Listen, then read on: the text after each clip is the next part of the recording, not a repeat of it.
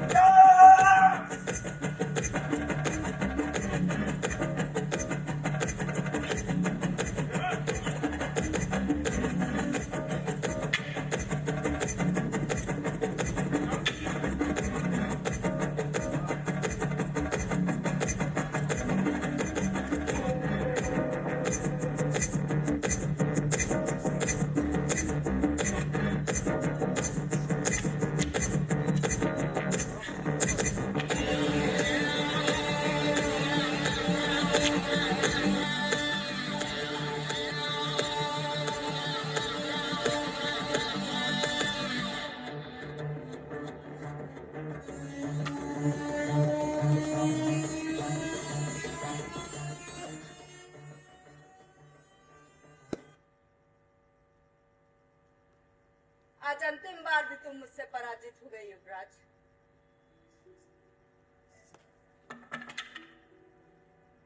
तुमसे जीतना चाहता ही कौन? मैं जानता हूं चंद्रिका, मैं तुमसे श्रेष्ठ नहीं हूं। इन सब के बगैर तो मैं फिर भी रह लूंगा, किंतु तुम्हारे बगैर जब भी अपनी जीवन की कल्पना की है, उस कल्पना में सदैव मैंने खुद को मृत ही पाया है। आपकी इस कल्पना में मैं भी तो होंगी, तो बताइए उस कल्पना में मैं जीवित हूँ या फिर मैं भी?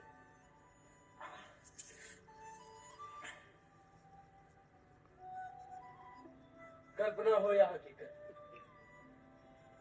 मैंने हर समय आपके जीवित रहने की ही कामना की है। युवराज, मेरी ओर देखिए। आपको ऐसा क्यों लगता है कि यहाँ से कोसों दूर उस दूसरे राज्य में जहाँ के आप युवराज हैं, वहाँ की भूमि, वहाँ के मेघ और वहाँ की बारिश में और वहाँ के पशु पक्षी में आपको यहाँ के जैसा इतना प्रेम और अपनापन नहीं मिलेगा? हो सकता है सारी नई चीजों के बीच जाकर आपने एक नई उत्साह और एक नए व्यक्तित्व का उत्साह, लेकिन युवराज, इस भूमि से आपको जो भी सीखना था, गुरु से शिक्षा के रूप में आपको जो भी प्राप्त करना था, आपने प्राप्त कर लिया। और तो और, मुझसे भी अधिक प्रेम करने वाली आपकी माँ हूँ। माँ में आपको जाना ही होगा। प्रश्न ये नहीं है चंद्रिका कि मुझे यहाँ से जाना चाहिए या नहीं। प्रश्न तो ये है कि क्या मेरे यहाँ से जाने पर तुम्हें कोई फर्क नहीं पड़ेगा? फर्क पड़ता है युवराज। जितना आप मुझसे जुड़े हुए हैं उतनी ही मैं भी आपसे जुड़ी हुई हूँ। जो पवन आपसे होकर आई, आपको छू कर आई, उसे मैं सांस बनाकर अपने सीने में भर लूं। ये नदी जिस पर आप झुककर जल पीते,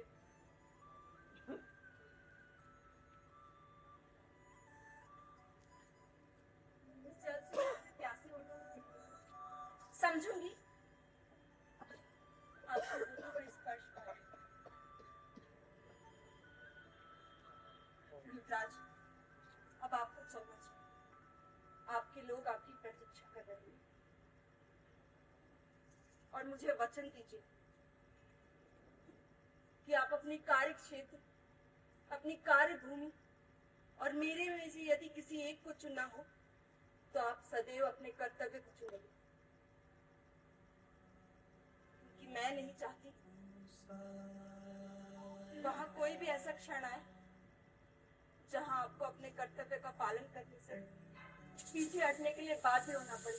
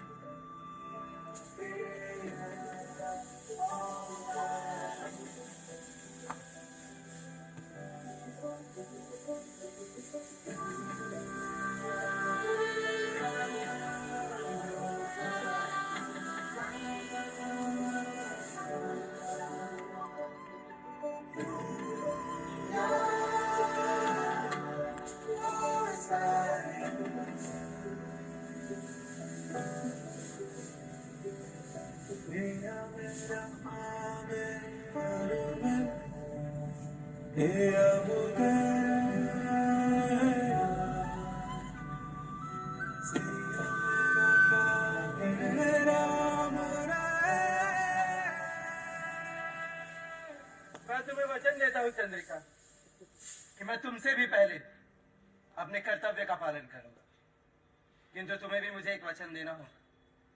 मेरे पीछे बिल्कुल ऐसी ही सजी सवरी रहो।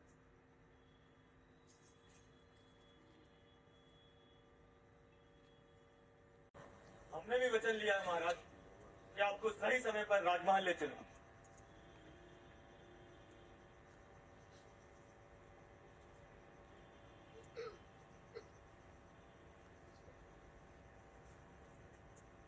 चलिए युवराज, मैंने सारी तैयारी कर ली, विशेषकर शिव के इस प्रतिमा को भी साथ ले लिया है।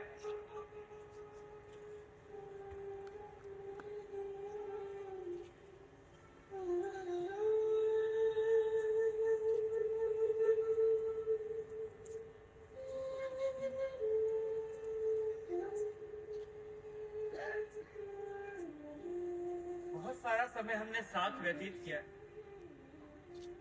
हर क्षण एक मन वहां तो एक यहाँ हो। तुम्हारी और गुरुदेव की बहुत याद आई। युवराज के पास तो समय का अभाव होगा, संभव हो कि मैं ही कुछ माह के अंतराल में आता जाता रहा।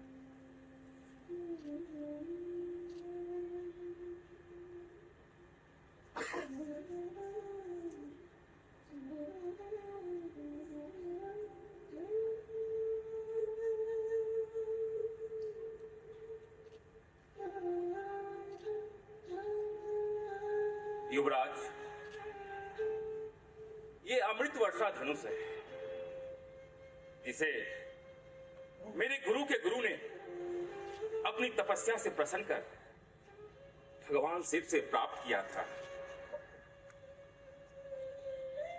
इसे चलाने से पूर्व शिव तांडव आवश्यक है। मेरा आशीर्वाद तुम्हारे साथ है, हर क्षेत्र में तुम्हें सफलता मिले।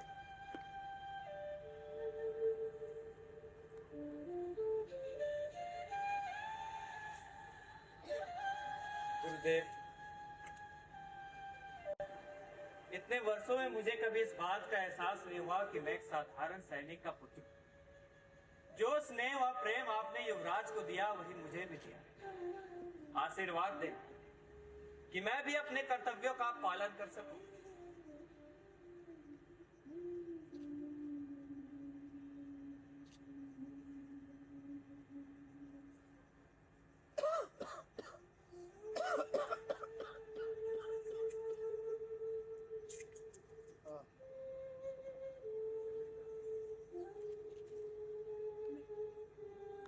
तुम्हारी बहुत याद आई।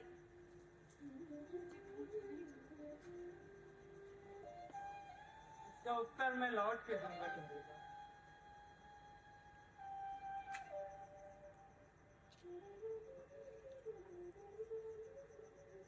चलो युवराज।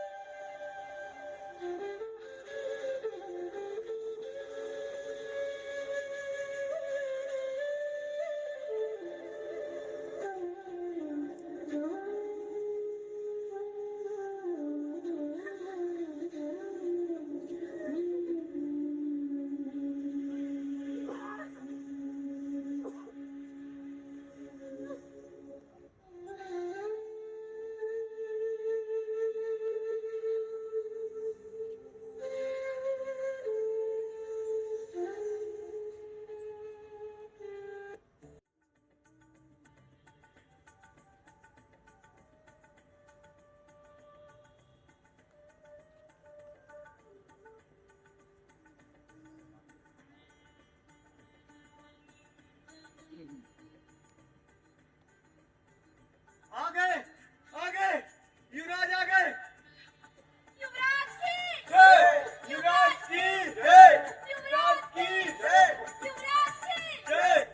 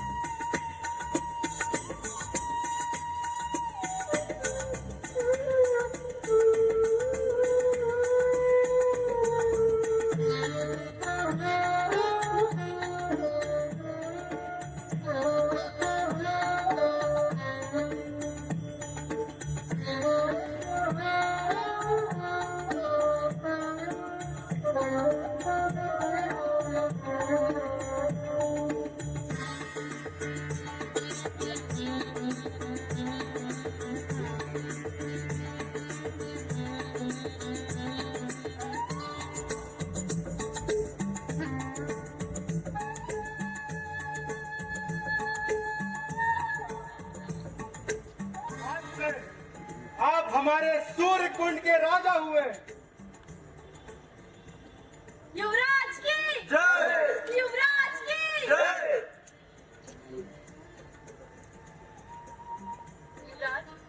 राजमाता आपकी प्रतीक्षा कर रही है।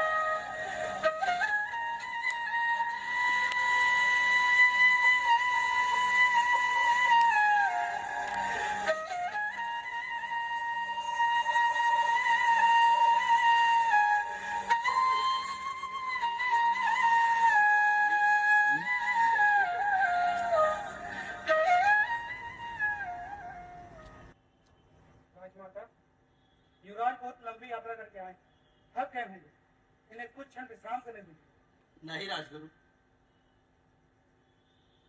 मेरे मन में बहुत से प्रश्न हैं, जिनका उत्तर जानना मेरे लिए विश्राम करने से कहीं आवश्यक, अधिक आवश्यक।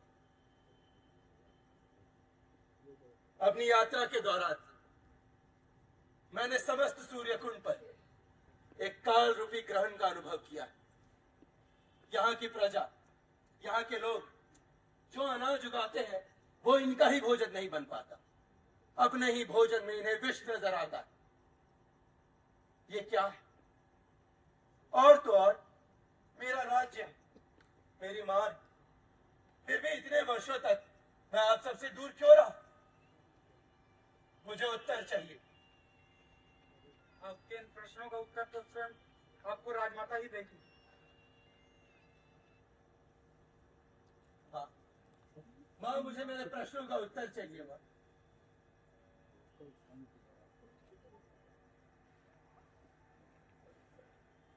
बहुत खुशहाल था हमारा राज्य।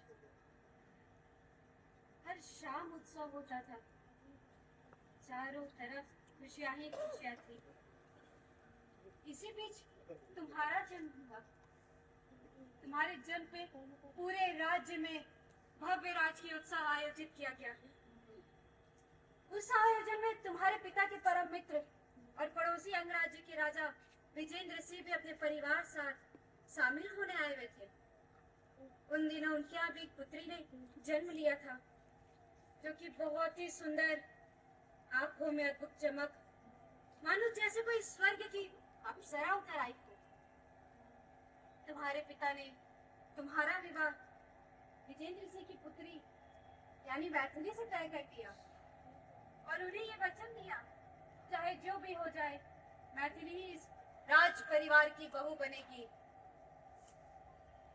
2 दिनों बाद ये उत्सव खत्म हुआ। विजेंद्र सिंह भी अपने परिवार संग अपने राज्य जाने लगे। तुम्हारे पिता ने तुम्हारे चाचा को विजेंद्र सिंह को सहज सम्मान राज की सीमा तक छोड़ के आने को कहा। तुम्हारे पिता का आदेश पाकर अधिदेव उन्हें छोड़ने चले गए। उन्हें छोड़ने के पश्चात अधिदेव जब वापस आने लगे तो एक घने जंगल में उन्हें एक स्त्री की चित्कार सुनाई पड़ी।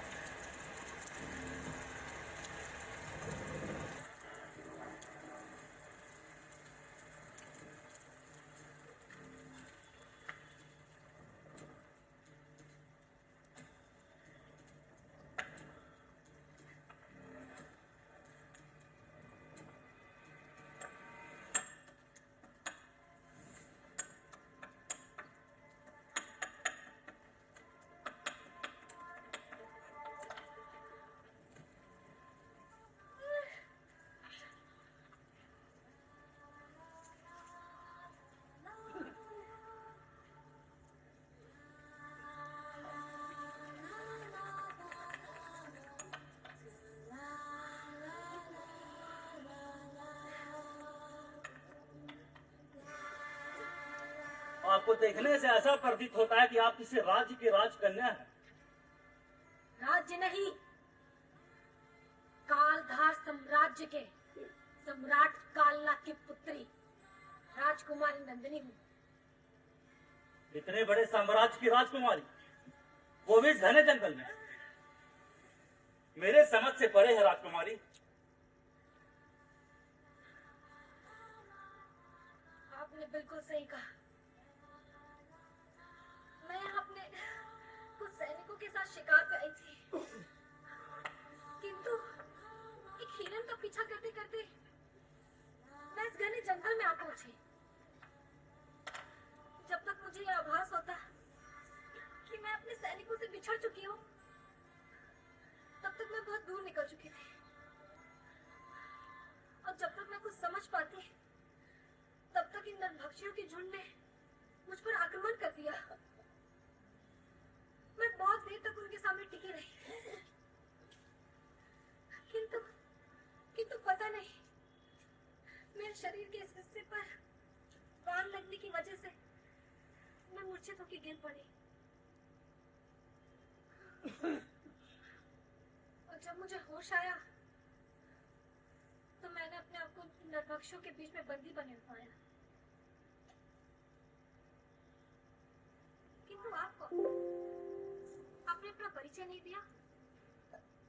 मैं सूर्यकुंड के राजा सत्येंद्र सिंह का छोटा भाई अधिदेव यहाँ से गुजर रहा था तो आपने चीखने की आवाज सुनी, तो यहाँ आना उचित समझा। इसके आगे की कहानी से आप तो भली भांति परिचित हैं।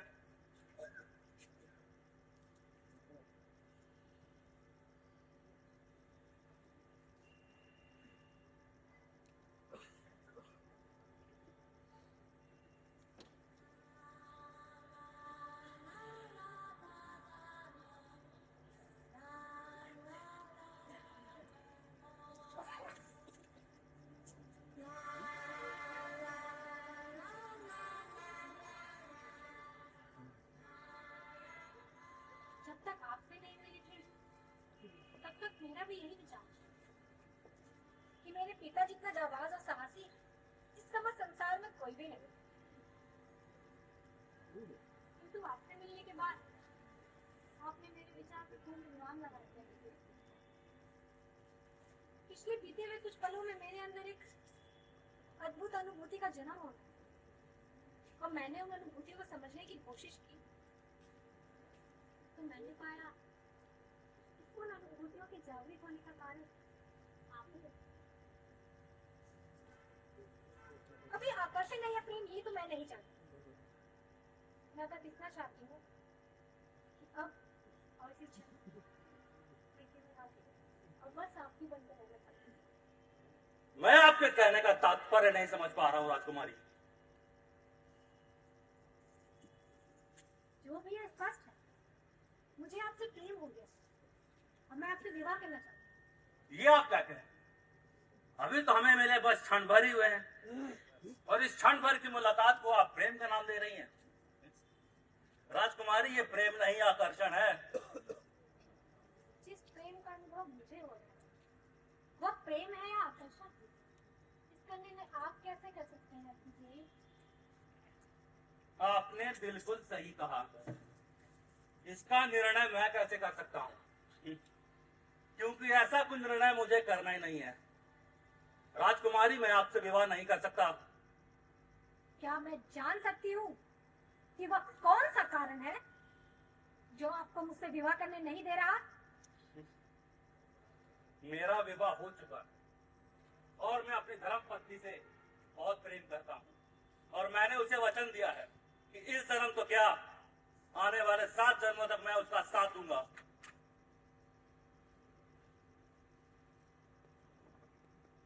तो क्या हम उससे भी ज्यादा सुंदर है?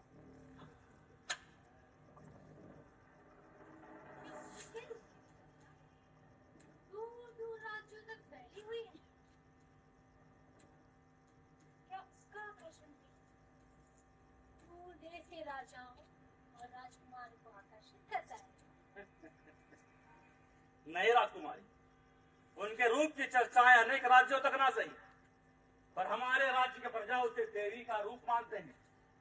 उनके रूप के आकर्षण अनेक राज्य के राजाओं और राजकुमारों को आकर्षित नहीं करता, क्योंकि वो एक ऐसा आभूषण है जिसका आकर्षण मुझसे है और वो सिर्फ मेरे लिए है। तो यही आपका अंतिम निर्णय है?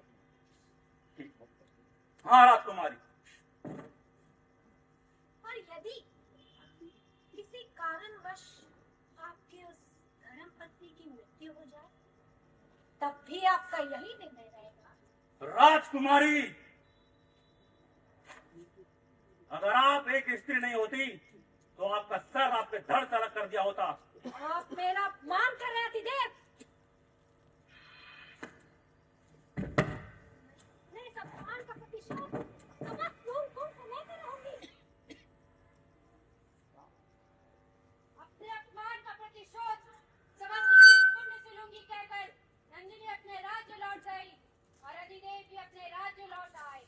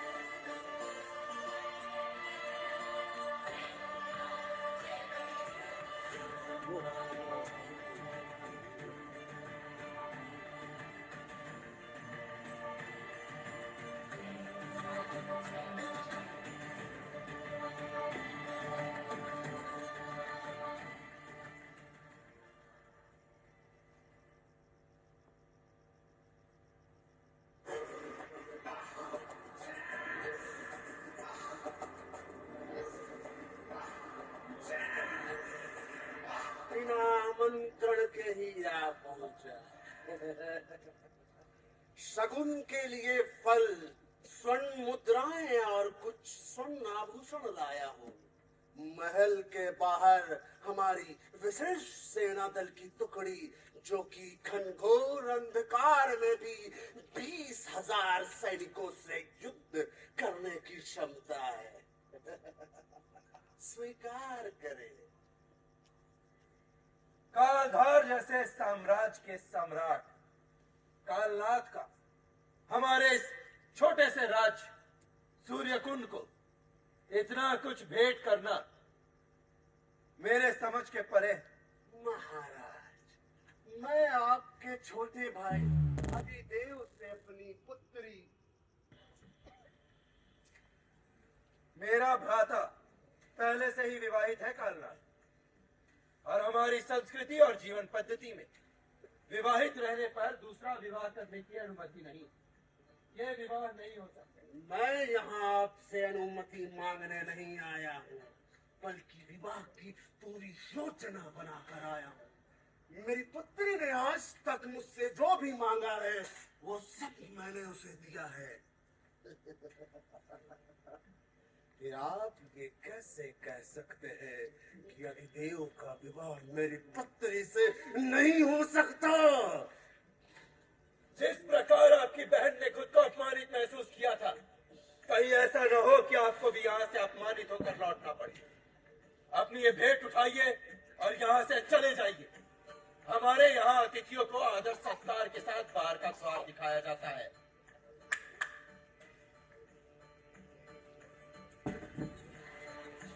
तुम्हारे जैसे 10 राज्य राज्य भी मिलाकर मेरा कुछ नहीं बिगाड़ सकते सतेंद्र।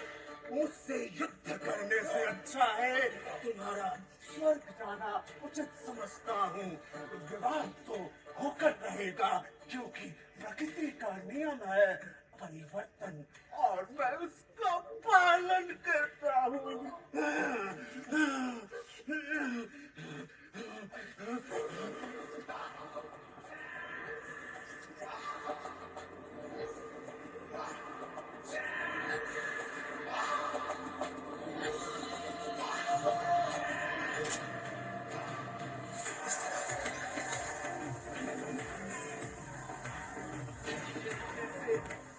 हुए लाचार सैनिकों को बदलकर तुम्हारे राज्य और मेरे बीच का सीमाओं का अंत कर दिया है मैंने। मेरा अब फर्क सिर्फ इतना होगा कि तुम्हारे इस महल में मातम के दिए जलेंगे, तो मेरे यहाँ खुशी के। सैनिकों,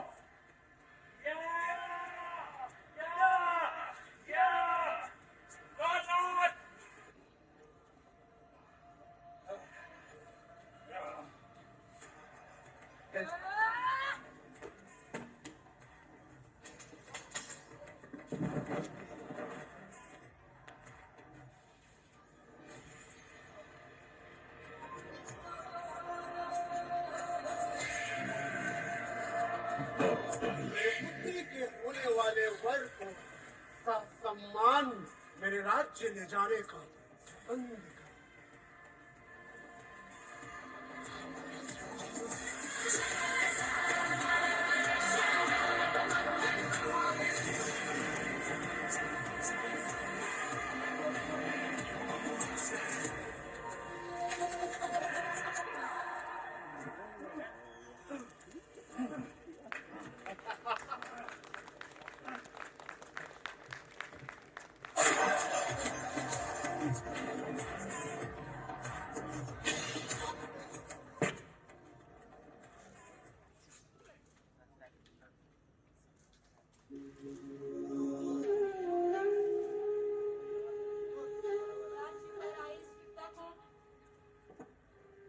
जब तक हम समझ पाते तब तक ये पूरा राज्य काल के गर्भ में समा चुका था।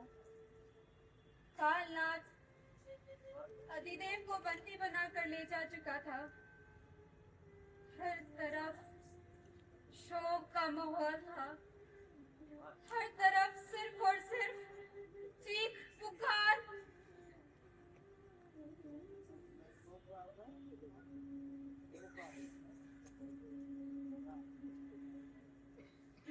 यहाँ के जितने भी किसान हैं अपनी भूमि होने के बावजूद गुलाम की तरह इसलिए खेती करते हैं क्योंकि वह जो भी खेती करते हैं वो सब कालनाथ के सैनिक आकर लूट के चले जाते हैं। हमारे कुछ बहादुर सैनिकों की वजह से कालनाथ बार बार चाह कर भी हमारे राज्य पर पूर्णतः अपना अधिकार नहीं जमा पाता। मुझे वचन दीजिए युवराज, आपके पिता की हत्या करने वाले कालधार साम्राज्य के सम्राट कालनाथ के मस्तक को मेरे चरणों पर लाकर अर्पित करेंगे। मैं आपको वचन देता हूँ माँ, उस कालधार साम्राज्य के सम्राट कालनाथ का मस्तक मैं आपके चरणों में अर्पित करूंगा। युवराज, इन सब के लिए आपको मैथिली से विवाह करना होगा। नहीं माँ, वर्षों तक जब न मेरे पास माँ की आंचल थी न पिता का साया, तब वही तो थी मेरे पास। आज उसे भुला के किसी और से विवाह करने का नहीं, नहीं, मैं ये स्वप्न देख भी नहीं सकता माँ। हमारे राज्य का भविष्य आपके और मैथिली के विवाह पर ही निर्भर करता है। यह पूरा सूर्य कुंड आप में अपने एक सूर्य को देख रहा है, जिसकी रोशनी से यह पूरा सूर्य कुंड जगमगाएगा, जो कि अब तक अंधेरे के गर्भ में छुपा हुआ था। आप सिर्फ अपने प्रेम हित को मत देखिए युवराज। 26 वर्षों में आपने जो भी कार्य किया वो आपके लिए हितकारी हो सकता है, किंतु अब आपको अपने राज्य की प्रजा के हित के बारे में सोचना होगा। ये 26 वर्षों से शोषित हो रही प्रजा है। एक राजा होने के नाते आपका कर्तव्य बनता है कि आप अपने राज्य की प्रजा को शोषित मुक्त करें। नहीं माँ, मैं ये विवाह नहीं करूंगा और यही मेरा अंतिम निर्णय है। किसी भी राज्य की उन्नति के लिए धन की आवश्यकता होती है और काल नाग से युद्ध करने के लिए ना तो हमारे पास धन है और ना उचित मात्रा में सैनिक। हमारे संबंधी बनने के बाद संभव है अंगराज्य में आर्थिक और सैन्य शक्तियों का समर्थन मिल जाएगा, और यह तभी संभव है जब आपका विवाह मैथिली से होगा।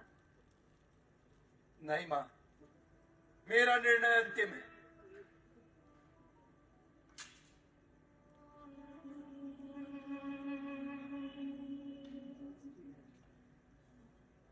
राजमाता, अब आपको विश्राम करना चाहिए और युवराज को हमें समय देना चाहिए।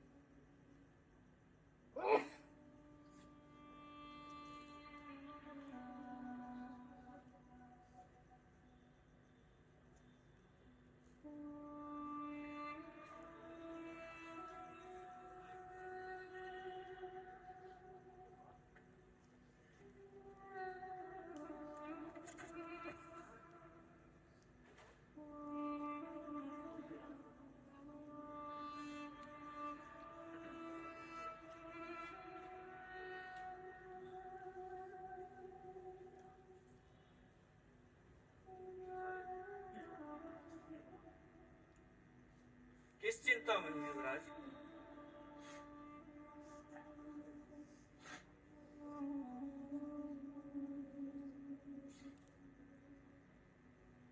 तुम्हारा मित्र हूं, समझता हूं तुम्हें, जानता हूं तुम राजकुमारी मैथिली से विवाह नहीं कर सकते, क्योंकि तुम ये विवाह करना ही नहीं चाहते। वर्षों तक जब मेरे पास कोई नहीं था, तब वही तो थी मेरे साथ इन 26 वर्षों तक। सही कह रहे हो युवराज, तुम्हारे 26 वर्षों का जीवन, जब तुम्हें यह पता भी नहीं था कि तेरा कोई अपना है, तब तुम्हारे साथ थी चंद्रिका। कल्पना करो, राजमाता ने जानते हुए कि इस समस्त संसार में उनका एक पुत्र है, उसके अतिरिक्त कोई नहीं, फिर भी उन्होंने तुमसे खुद को दूर रखा।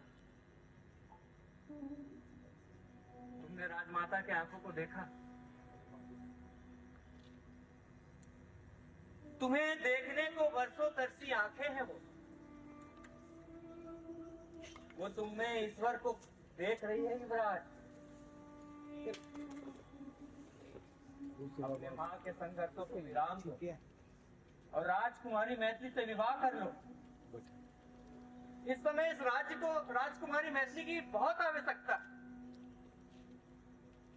आखिर कोई भी युद्ध बिना सेना बिना बल के नहीं लड़ा जा सकता युवराज।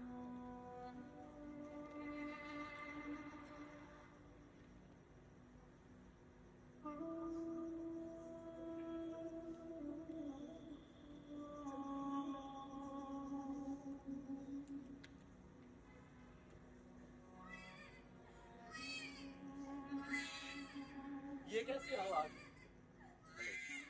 लगता है कबीले में किसी बच्चे ने जन्म लिया है। युवराज, हमारी इच्छा है कि इस बच्चे को आप ही नाम दें, ताकि ये बड़ा होकर आप जैसा वीर बने।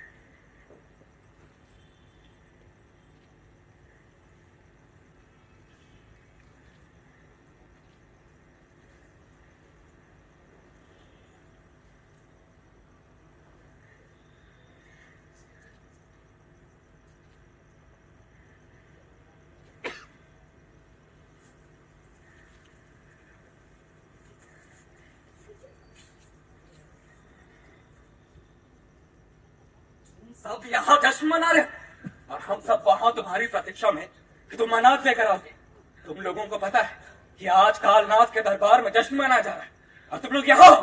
क्षमा प्रभु, आज हमारे यहाँ इस बच्चे का जन्म हुआ, इसलिए नहीं आ सके। क्षमा प्रभु, क्षमा प्रभु, क्षमा प्रभु।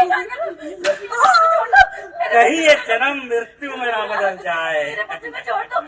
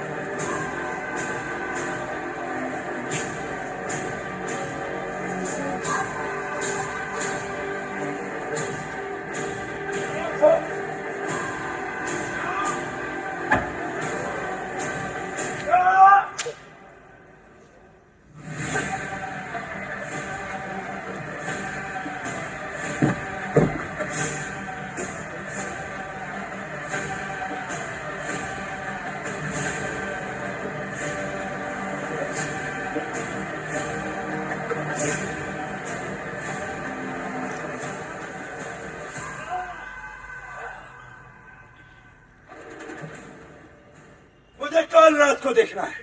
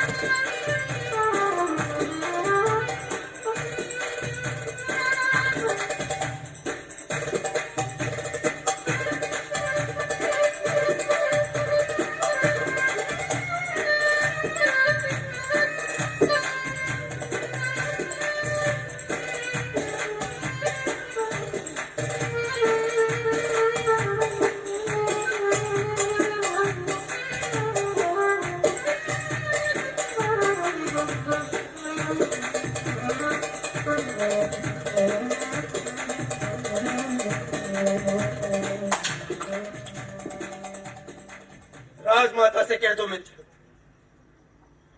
मैं राजकुमारी मैथिली से विवाह करने के लिए तैयार हूं।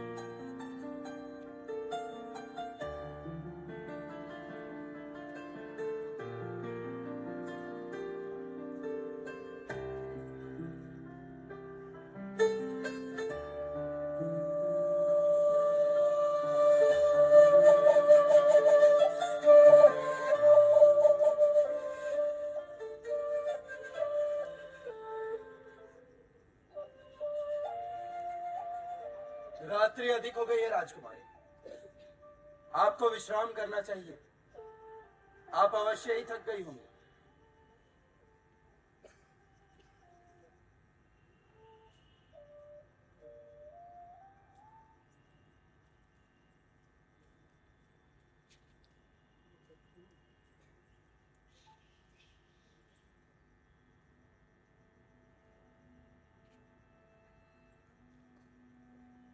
युवराज, आप अपनी दृष्टि एक ही जगह स्थिर करके इस अंधेरी रात में क्या देख रहे हैं?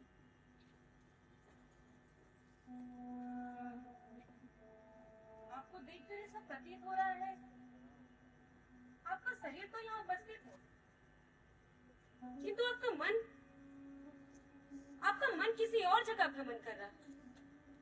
हमारे विवाह के समय से आपको देखा, जहाँ विवाह स्थल में सभी लोग उत्साहित थे, वहीं आपके मन में किसी भी प्रकार का उत्साह नहीं देखा। इसका अर्थ मैं क्या समझूं युवराज? अर्थ ही तो नहीं समझ पा रहा हूं। एक ऐसी आकृति जिस आकृति में मेरी छाया पड़ने से वो एक पूर्ण रूप ले सकती, उसे एक आकृति को भूलने की नाकाम कोशिश में था। किंतु पुनः जब आज उस आकृति को देखा तो ऐसा महसूस हुआ, अपने भ्रम में होने का महसूस हुआ। देखा कि आकृति तो वही है, किंतु अब उस आकृति में मेरी छाया नहीं है। आप किस आकृति, किस छाया की बात कर रहे हैं युवराज? चंद्रिका, और मैं उसकी छाया। मैं आपको किसी भ्रम में नहीं रखना चाहता था राजकुमारी। अपने विवाह के पूर्व ही मैं आपको सब सच बताना चाहता था, किंतु परिस्थितियों के कारण मैं आपको नहीं बता पाया। मेरा यकीन करिए, इस बार आपका प्रयास सफल नहीं जाएगा। जो भी कहना है निसंकोच होकर कहिए। चंद्रिका, यानी गुरुपुत्री से मैं बहुत प्रेम करता हूँ राजकुमारी, और जितना मैं उसे समझ पाया हूँ वो भी मुझसे उतना ही प्रेम करती है। किंतु अपनी राज्य की मौजूदा परिस्थितियों के कारण मुझे आपसे यह विवाह करना पड़ा। किंतु आप इस विवाह को मानने के लिए बाध्य न हो राजकुमारी। अगर आप चाहे तो ये बंधन तोड़कर जा सकती हैं। आपके मन में किसी और स्त्री के लिए प्रेम है? युवराज, ये आपका सत्य हो सकता है। अगर बंधन तोड़ना ही होता तो ये विवाह का बंधन जोड़ते ही क्यों? आप मुझसे इतना प्रेम कैसे कर सकती है राजकुमारी? आप मुझे जानती ही कितना है। अपरिचित हूं मैं आपके लिए। मानती हूँ आप अपरिचित होने लगे, किंतु मुझे ऐसा नहीं लगता कि प्रेम तो किसी से भी हो सकता है। अगर किसी से परिचय प्राप्त कर प्रेम किया जाए तो वो प्रेम नहीं समझौता होता है। और हाँ युवराज, विवाह का बंधन तुम्हें तोड़ दो, किंतु प्रेम का बंधन कैसे तोड़ूंगी जो अदृश्य है, जिस बंधन की डोर भी मेरे हाथ में नहीं। आपने ये कैसे सोच लिया कि आप अपरिचित हैं मेरे लिए? अपने इन 26 वर्षों में आपके नाम के सहारे ही तो जी हूं मैं। मुझे तो मेरे बालावस्था में ही बता दिया गया था कि मेरा विवाह आपसे होगा, और तब से मैंने भी अपने मन में आपके नाम की आकृति बनाई है। मेरा तो ओम आपसे परिचित है युवराज। मुझे तो उस बादल में, उस चांद में, बागों के फूलों में, खेतों की हरियाली में, यहाँ तक कि मेरी खुद की परछाई में भी आप और सिर्फ आप दिखते।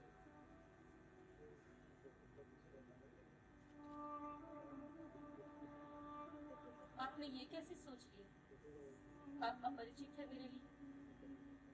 युवराज, मैं आपको बात ही नहीं कर रही हूँ, लेकिन बस मैं इतना मांगना चाहती हूँ कि मैं आपकी धर्म पत्नी बनकर ही रहूं। युवराज, मैं आपसे ये बिल्कुल भी नहीं कह रही हूँ कि आप चंद्रिका को भूल जाए। मैं तो बस आपसे ये कहना चाहती हूँ कि जब हम कोई कहानी लिखते हैं तो एक वाक्य पूरा होने पर उसमें पूर्ण विराम लगाते हैं, ताकि वो वाक्य वहीं पर समाप्त हो सके और हम एक नया वाक्य लिख सके। जीवन में बिल्कुल उसी तरह, जब एक अध्याय समाप्ति की ओर हो तो उसमें पूर्ण विराम लगा देना चाहिए, वरना अर्थ का अनर्थ हो जाता है। किंतु मुझे ऐसा नहीं लगता राजकुमारी, मुझे ऐसा नहीं लगता कि मेरे जीवन का यह अध्याय अभी समाप्त हुआ है। इस अध्याय का समापन तो मेरी मृत्यु पर ही संभव है। बस करिए युवराज, आपके जीवन से बढ़कर मेरे लिए और कुछ नहीं है।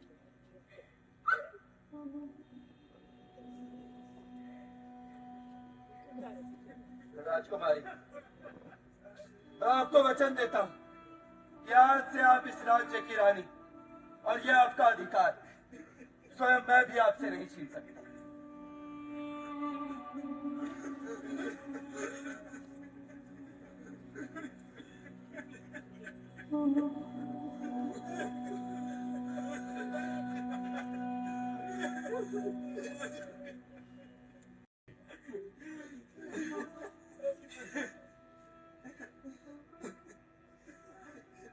युवराज, कालनाथ ने हमारे ऊपर आक्रमण कर दिया। युवराज,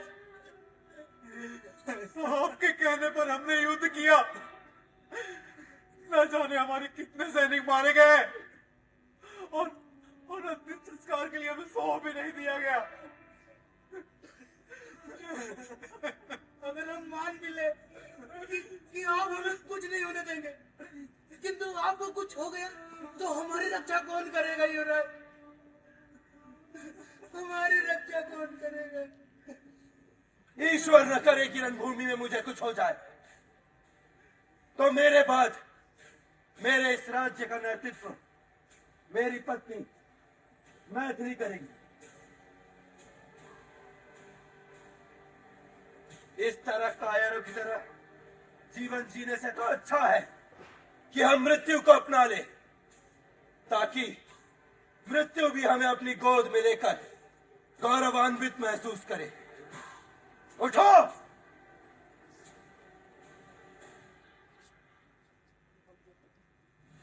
हम लड़ेंगे।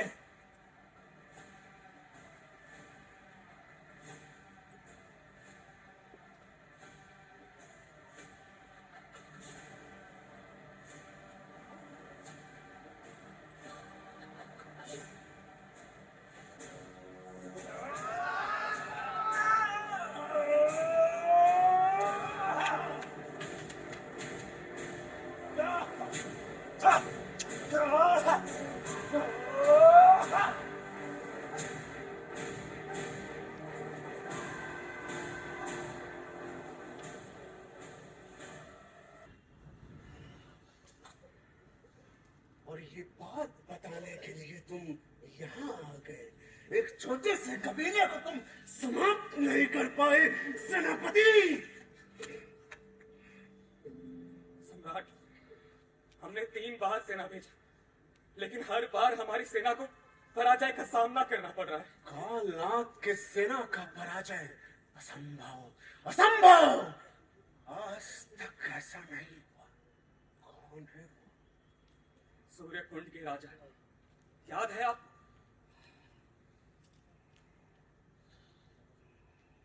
सम्राट, ये उसी सत्येंद्र का पुत्र युवराज है जो 20 वर्षों तक हमारे ही राज्य के गुरु के साथ शस्त्र विद्या का शिक्षा प्राप्त किया, और अब वो उनका श्रेष्ठ शिष्य है। सम्राट, और आप तो इस बात से भली भांति परिचित हैं कि जो भी उनका श्रेष्ठ शिष्य होगा उससे युद्ध करना और उसे पराजित करना असंभव है। इसका मतलब है हमारा अंत निश्चित है। नहीं, नहीं, नहीं, नहीं।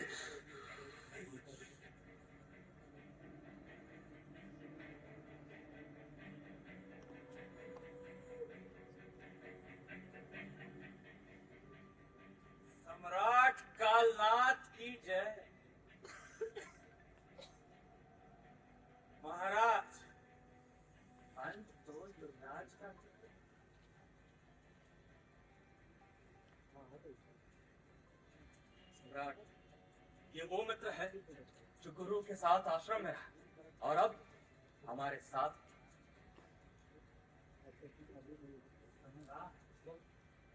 युवराज गुरु का श्रेष्ठ शिष्य नहीं है। गुरु रुद्राचार्य का श्रेष्ठ शिष्य है उनकी खुद की पुत्री चंद्रिका। खुद की पुत्री होने के कारण ही गुरु ने उसे श्रेष्ठ शिष्य का दर्जा नहीं दिया। इसलिए इस समय अगर युवराज को कोई पराजित कर सकता है तो वो है गुरु पुत्री चंद्रिका। महाराज, किसी तरह अगर आप चंद्रिका को युवराज के मृत्यु किए तो आपका जीत निश्चित है। तुम हमारा साथ देना चाहते हो।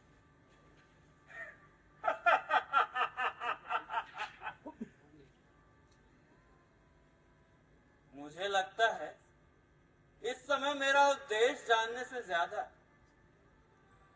आपको युवराज के पराजय के बारे में सोचना चाहिए सम्राट।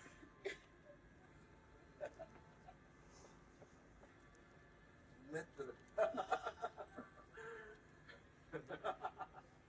मित्र सम्राट,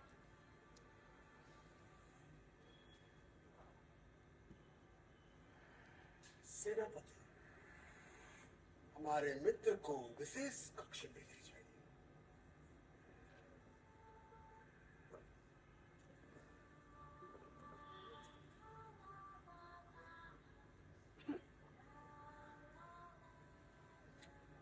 क्षमा चाहती हूँ, किंतु मैं कहे बिना रह भी नहीं सकती। इस वक्त की गलती हमारी पुत्री जानती थी कि अधिदेव विवाहित है, फिर भी उसने उनसे विवाह करने की जिद की और उसके इस गलत निर्णय में आपने उसका साथ दिया, जबकि आप जानते थे कि उनके विवाहित होने पर उनका दूसरा विवाह नहीं हो सकता। फिर भी आपने ऐसा जरूरी तो नहीं। जिस तरह आपने विवाहित होने पर दूसरा विवाह किया वैसे ही हर कोई करे। मैं बस इतना ही चाहती हूँ कि 20 वर्ष पहले की गई गलती को आप सुधार ले, मांग ले क्षमा और लौटा दे समस्त सूर्य कुंड। अद्भुत, क्या बात कही है तुम। मैं कालनाथ क्षमा मांग लूं, सूर्य कुंड लौटा दो। मान गया तुम्हारी बात, परंतु आज मुझे तुमसे प्रेम करने की इच्छा हो रही है।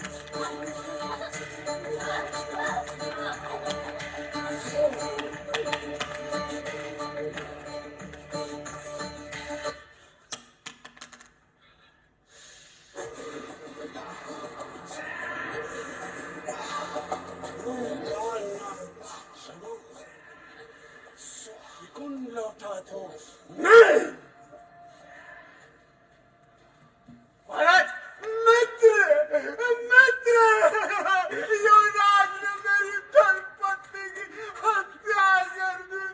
मित्र मित्र मित्र नहीं, रुद्राचार्य।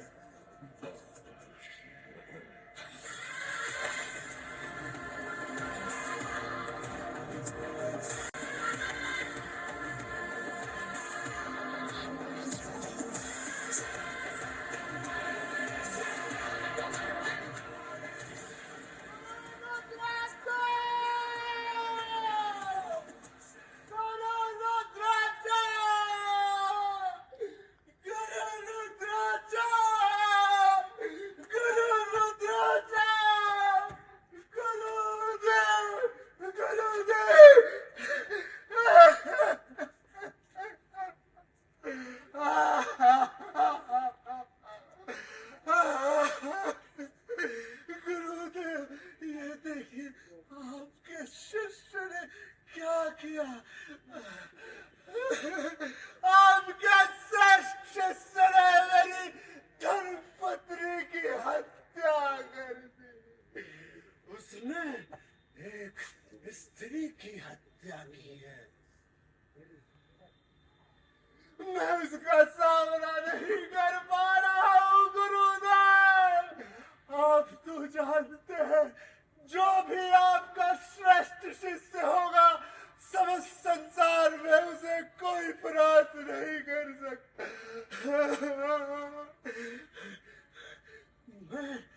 मैं अपनी पत्नी की रक्षा नहीं कर पाया।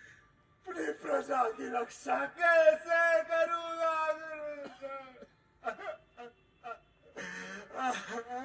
गुरुदेव, मैंने भी बहुत प्रयास किया युवराज को रोकने का, किंतु अपने प्रयासों में असफल रहा गुरुदेव। चंद्रिका! कालनाथ, मेरी बेटी चंद्रिका आज से तुम्हारी सेना का प्रतिनिधित्व करेगी। परंतु गुरुदेव, ये तो स्त्री है। चंद्रिका, अपने कर्तव्य से भटकना नहीं। युद्ध में तुम्हारे सामने जो है वो तुम्हारा प्रेम है, जिससे तुम प्रेम करती हो वो अपनी शक्ति का दुरुपयोग कर रहा है। मुझे वचन दो चंद्रिका कि तुम युद्ध भूमि में अपने प्रेम हित से ऊपर उठकर अपने कर्तव्य का पालन करोगी, युवराज को और अधिक पाप नहीं करने दोगी। चंद्रिका, क्षत्रिय धर्म का पालन करना और उसके अधिकारों के लिए लड़ना चाहिए, किंतु युद्ध में जय पराजय, सुख दुख, लाभ हानि सब समान है। कर्म करने में ही अधिकार है, उसके फलों में नहीं। अपने व्यक्तिगत हित से ऊपर उठकर अपने कर्तव्य का पालन करो। तुम जो कुछ भी करोगी वो परमात्मा को प्राप्त होगा। भूत और भविष्य की चिंता व्यर्थ है, वर्तमान ही सत्य है। अपने मन के बंधन से मुक्त हो चंद्रिका, अपने मन को नियंत्रित कर कर्तव्य पथ पर आगे बढ़ो। मैं वचन देती हूँ कि मैं अपने कर्तव्य का पालन करूंगी। चिरंजीव भव।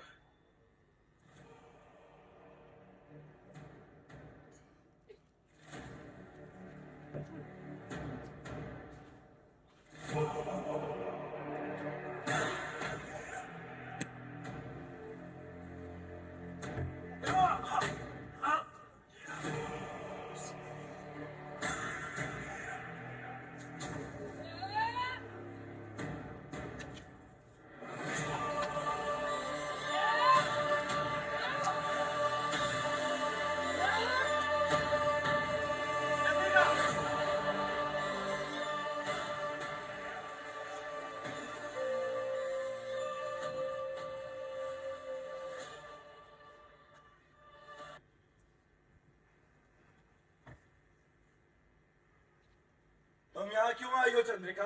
क्यों? तुम्हें नहीं मालूम? नहीं, नहीं मालूम। और तुमने जो किया वो अभी नहीं जानते? क्या किया है मैंने? मैं तो केवल अपने कर्तव्य का पालन कर रहा हूं। तुमने ही तो कहा था कि तुमसे भी ऊपर अपने कर्तव्य को रखूंगा। और अपने कर्तव्य का पालन करने के लिए तुमने एक स्त्री की। अच्छा, तो ये बात है, तो इसलिए आई हो यहाँ? हाँ, मैंने अपनी माँ को वचन दिया है। तो मैंने भी वचन दिया है अपने गुरु को कि मैं अपने क्षत्रिय धर्म का पालन करूंगी। युवराज, मैं तुम्हें अब और पाप नहीं करने दूंगी। पाप? हाँ, पाप। अगर अपने धर्म की रक्षा करना पाप है तो मैं ये पाप करता रहूंगा। एक निहत्थी स्त्री की हत्या करना तुम्हारा कर्तव्य है? निहत्थी स्त्री की हत्या? हाँ। कालनाथ की पत्नी की हत्या करना तुम्हारा कर्तव्य है। किंतु मैं कालनाथ की पत्नी की हत्या क्यों करूंगा?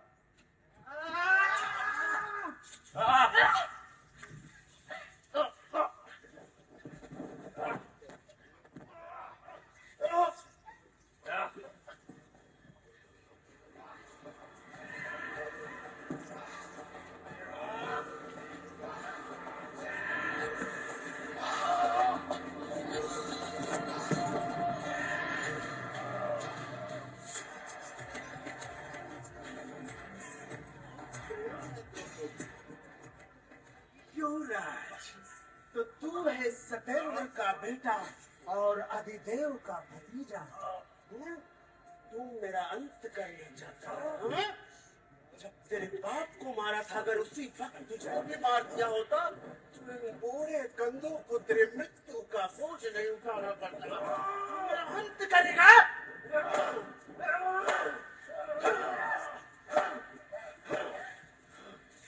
मेरी आंखों में तुझे मौत दिखाई देगी।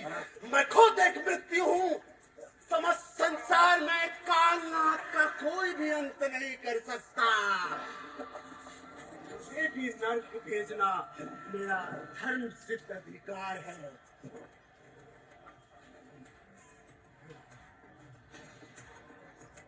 चंद्रिका,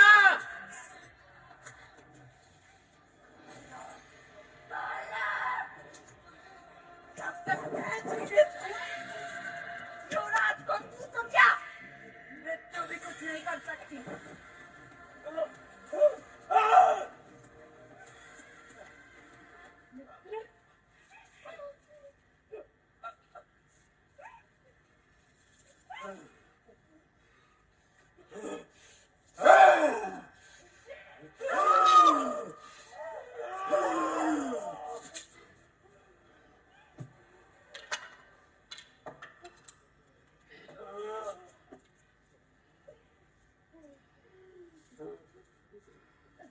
चल तो मैं पिछले कई दिनों से लगा,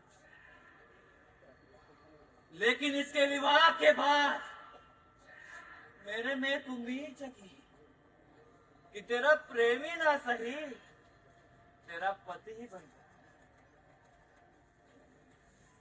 जाए। देख मुझे कितनी तकलीफ हो रही है तुझे मारने में।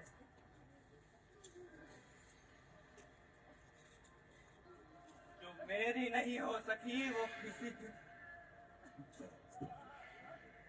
तू मेरा प्रेम है, तेरा अंत भी।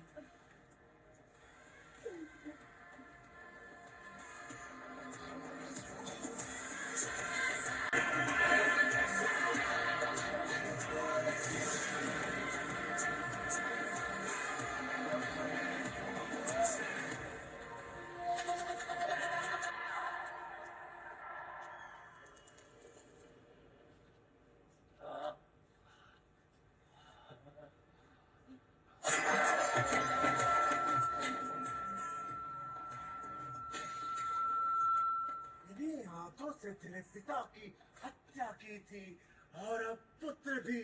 तेरी माता ने भी मैं मृत्यु का स्वप्न देखा था। आज वो भी स्वप्न टूट जाएगा। कालनाथ का अंत कोई भी नहीं कर सकता। मैं था, मैं हूँ और मैं ही रहूंगा। पता है तेरे पिता की हत्या कैसे की थी?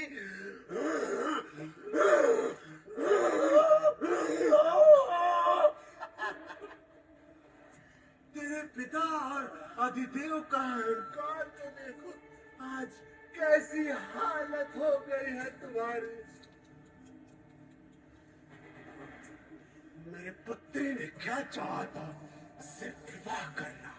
अगर आज विवाह हो गया होता तो तुम्हारा राज्य होता, पिता होता, परंतु नहीं। नहीं तो अपने धर्म की रक्षा करनी थी, खुद की ही रक्षा नहीं कर पाए। सैनिकों, जाओ इसकी माता को ले आओ। माता अपने पुत्र की चिता को चलते देखेगी। इस बार फिर इसके महल में मातम के दिए जलेंगे, परंतु इस बार दिए जलाने वाला कोई नहीं होगा।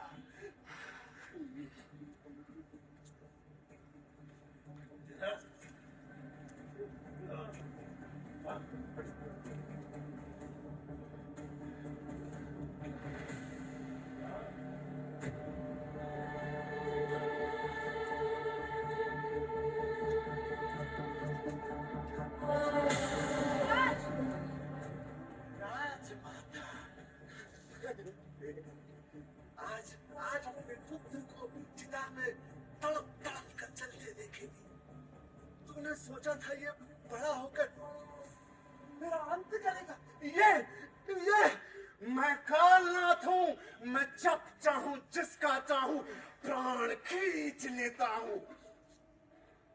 तुमने तुमने मेरे मृत्यु का स्वप्न देखा था? तेरी आंखें खींच लूंगा। कालियात!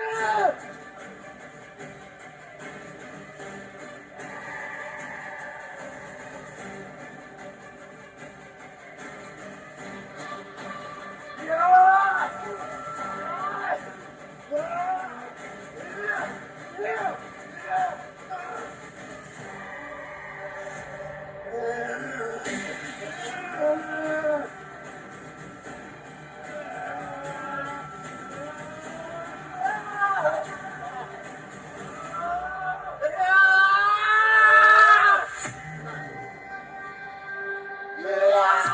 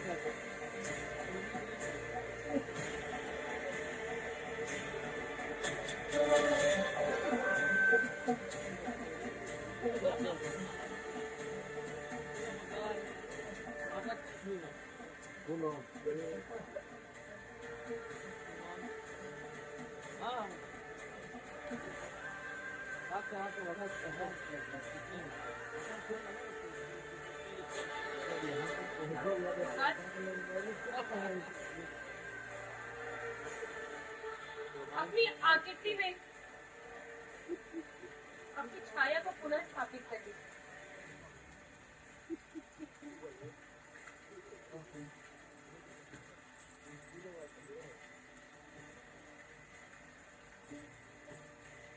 मैथिली, प्रेमिका जो कई होती है, पर पत्नी केवल एक। जिस वचन को निभाने के लिए मेरे पिता ने, मेरे चाचा ने अपने प्राणों को अर्पित कर दिया, उस वचन को मैं भी कभी नहीं तोड़ूंगा। चंद्रिका, तुमने कहा था ना, अपने कर्तव्य को सबसे ऊपर रखना। तुम्हारा भी कर्तव्य है अब इस कालधार साम्राज्य के सम्राट के रूप में।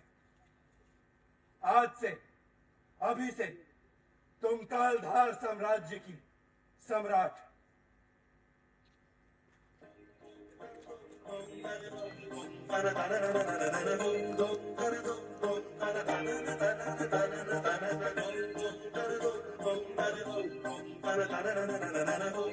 लट उलझी सुलझा जा बालम, लट उलझी सुलझा जा बालम,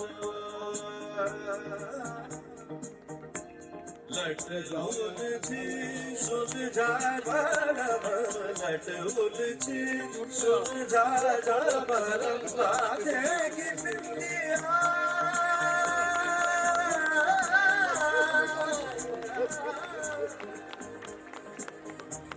बाजे की बिंदिया बिखर गई है, अपने हाथ सजा